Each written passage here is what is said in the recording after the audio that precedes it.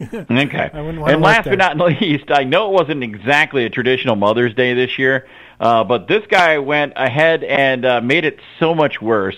A 37-year-old guy named Thomas Bouchard of Skokie, Maine, did the following things on Mother's Day, none of which I imagine his mom was on board with. One, he did a bunch of drugs. Yeah. Bunch of drugs.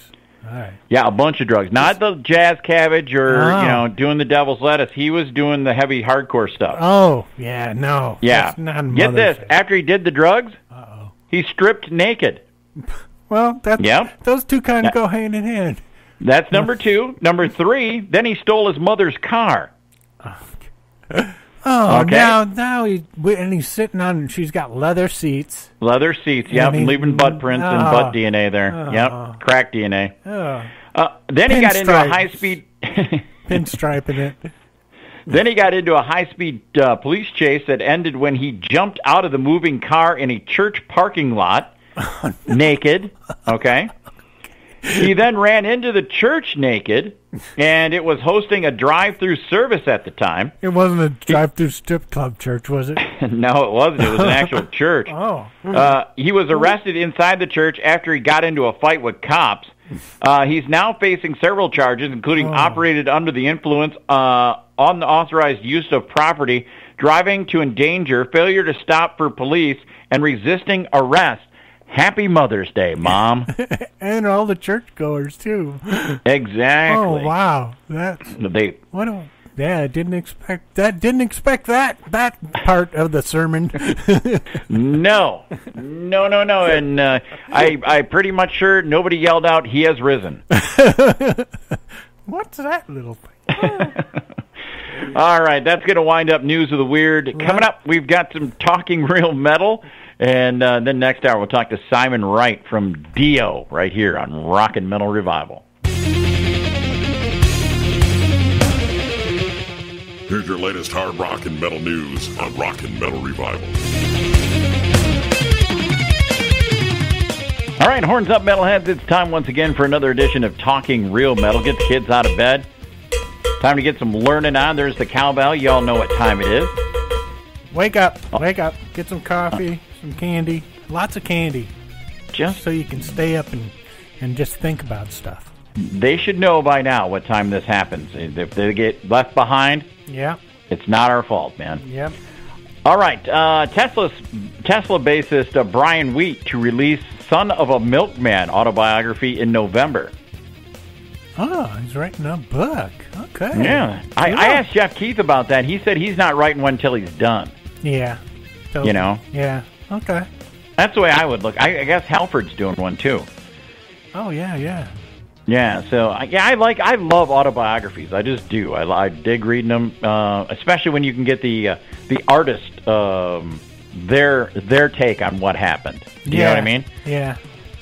Definitely. All right, Kiss is... What's that? Definitely, yeah. That's the ones I like to read, When you grew up idolizing people and then you can find out that, hey, they're actually real people with lots of real problems. That's one of the best things about this show is actually getting to talk to people that you watched for years.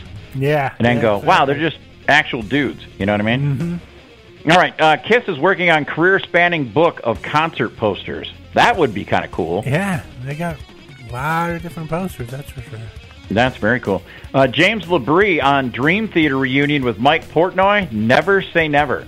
Ooh, okay. I like Mike Portnoy. So do I. I like everything he's done. Yeah. Trickster drummer on possibility of new music and live shows. It doesn't look good. That'll break Jim Bob's heart. Oh, but it makes me want to hit cowbell. It makes me happy. I don't think they can get their singer back. I think that's the issue. Yeah. Could Judas Priest perform live-streamed audience-less concert? It's definitely something to think about, says Richie Faulkner. That sucks. Yeah, that would be expensive to put on, and unless you're going to... But Steel Panther's going to do it, so... Yeah, I guess, the thing about it is you could do it and put it out as a DVD as long as you didn't show an empty auditorium. Yeah. Do you know what I mean? You just would do it like it's a live show and, not show the crowd. You could pump the crowd noise in. Yeah. It's what they're going to do with football this year. Make it like Frampton Comes Alive. Yeah, exactly. Whitesnake's David Coverdale. I'm so follically blessed, it's not even funny. Why would somebody say that? Because he's got great hair. I guess they must have asked him how he still got his hair. Wow. That Bosley stuff really works. Yeah. He's not only a member, he's the president. The president, yeah. Fozzie's Chris Jericho joins forces with Trickster's PJ Farley in Kiss cover tune called Quarantine. Cover band. Yeah, they're gonna play they're gonna play like the obscure Kiss stuff from like the 80s. Cool. So be different. Something very different. I like Jericho. He cracks me up on that wrestling show. Dude, and he's a good dude. Yeah, I got to meet him twice. He's a nice guy. Yeah, we had him on the show once, and he was a blast. Scorpions Klaus Meine denies Winds of Change was written by the CIA. He goes, it's fake news. But he did clarify that Ronald Reagan did write the guitar solo. Oh, melody, okay. And sent it to. Didn't charge him for it. No. So. That must have been part of that trickle-down economics thing. Yeah. Yeah, okay. Gene Simmons, Kiss will listen to scientists, not politicians, about when to resume farewell tour. That is probably the smartest thing I've heard Gene Simmons say in 20 years. Yep, it's the smartest move you can make right there. Let me see here. Gus G. playing with Ozzy Osbourne was a big learning experience. I bet it was. Oh, man, yeah. Yeah. To go from how to perform in front of 20, 30,000 people compared to, the clubs and stuff he was doing before. Yeah, I can imagine. Yeah, wow, that would be wild. Yeah. Rainbow singer Ronnie Romero rejoins Lords of Black. Yeah, you know who was singing with them before? Before was, the Valdez, what's his name? Valdez, the guy who sang on Dream Child. Oh, really? Yeah. That's pretty cool. Yeah, but I guess he quit or went. So. Yeah. But that Romero's the guy who sings on the Vandenberg. Yeah, and that is a great album. He can sing. He got a great voice, man. He's singing with a lot of people now. Guns N' Roses officially canceled Spring-Summer 2020 European tour. Good for them. Yeah. Kurt Cobain MTV Unplugged guitar expected to fetch $1 million at auction. Holy cow. Wow. That just goes to tell me somebody's got too much money. Mm-hmm. Mm-hmm. Vinny and Carmine Appice apiece to release Ronnie James Dio tribute video for 10th anniversary of singer's death, which is today, the 16th. Yeah. And George Lynch says fans should refrain from getting tattoos of their favorite musicians. Well, thanks for telling me now, George. I know.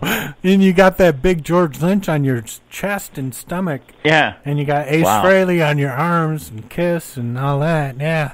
And I got my Done Deal one on my rear end. I know, that one's the best one, and you show it to everybody, which I appreciate so much. I'm hoping to get an album cover. All right, so that winds up Talking Real Metal. Next hour, we talk to Simon-Wright from Dio right here on Rockin' Metal Revival. From Killing the Dragon, there is Dio and Throwaway Children. And for Dio fans out there, they have reissued 4 classic Dio albums. From 1996 to 2004, they've released Angry Machines, Magica, Killing the Dragon, and The Master of the Moon. And with me today is Dio and current Dream Child drummer Simon Wright. Welcome to the show, Simon. Hi, Red. How are you doing today? It's great to have you on the show. I do appreciate it. And I just want to say now with the reissues of these classic Dio albums, it's striking up a lot of interest again for longtime Dio fans, even new fans of the Dio legacy. And really, that's what it's all about, keeping Ronnie's legacy alive, right? Yeah, I think it's, these are great reissues. And like you said, I mean, there's a lot of people... who are music fans that didn't get a chance to see Ronnie. So I think these albums, are a great reminder. There's some great tracks on there, and some of them were a little bit overlooked at the time, maybe the musical climate when they were released. So I think it's good to have them back out again. Well, Simon, I mean, I had the fortunate chance of meeting Ronnie one time a few years back. Tell us about Ronnie James Dio, the man. What was it like to work with Ronnie? It was It was great. It was hard work as well. I mean, he could, he was, workaholic. I would say is a good term for him. He's obviously a great friend as well. But he was he was the boss and all. He got stuff done. He had some great ideas. It was just a really great time. Not all the time, but it was a great time in my life working with him. It was a great honor as well, I could say. He's just a really clever man, funny man too. He's dearly missed. Yeah. Now, you were the drummer on the Dio hologram tour. Tell us what that was like, playing the songs again, being fronted by Ronnie's image. It was great. I mean, to hear his voice again, and to actually play along, and do those songs again, it was great. We really got it tight too. It was a great show. It's got a lot of graphics and LED screens as well as the hologram. And we have Oni Logan and Tim Ripper Owens singing songs as well as the hologram. So it was great. It ended up being a really fantastic show, and hopefully, at some point before when this whole thing is over, we can get out again and do that again. Now, Simon, out on the tour with the hologram, did you see a lot of people bringing like their kids to catch the Dio magic at these shows? Yeah, you did. It was surprising. Yeah, there was a big wide range of ages and people and stuff, and you would see that. Yeah, like fathers would bring in their kids, and it's great to see. It's like a new generation of people that can appreciate Ronnie's music. It was really cool. So now, of the Dio albums that you worked on, is there one that was any more special for you, or was there a single track that stood out to you, Simon, in your time with Ronnie? I don't think there was a single track. I mean, I did the 4 albums with him. There's actually 6, I think, if you include the live ones. But it was.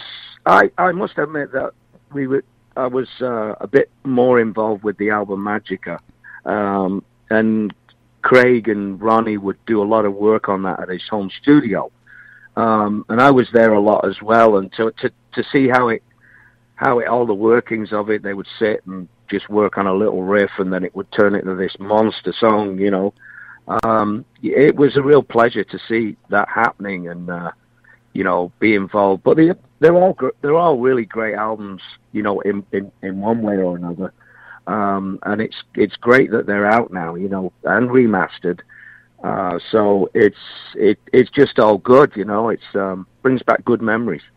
With the hologram tour and with the reissues of this, and I talked to a lot of kids in their I shouldn't say kids, young people in their teens and in their early 20s, and they're all about Ronnie James Dio. Why do you think that legacy is still so strong today? It's just the songs. I mean, it's his lyrics, it's the melodies. He wrote some monster songs. I mean, you've got Heaven and Hell, you've got Stargazer, all those great songs. I mean, he basically reinvented like 3 major bands there: Rainbow, Black Sabbath, and then his band Dio came along and blew the doors off every time. 3 times. That's quite an achievement, It was some remarkable songwriting and collaborations there, and he's just a brilliant songwriter. He's just amazing. Well, one of the I want to kind of get it stray away from the Dio topic, and I want to tell you that I just loved the Dream Child release, and I thought that was just outstanding, the work that you and Craig did on that. Any plans on doing anything more with Dream Child? Not really at this moment. We're all involved with other things, Rudy's in the Guess Who. Me and Craig have got other projects going on at the moment. So there's nothing going on at the moment, but I haven't heard anything. But there might be something in the future. And thanks. Yeah, I really enjoyed that album. It really turned out really well. I think Craig wrote some amazing stuff on there. Well, my co-host wanted me to ask you this show. He couldn't be here today with me, but he wanted me to ask you, out of all the tracks you've done with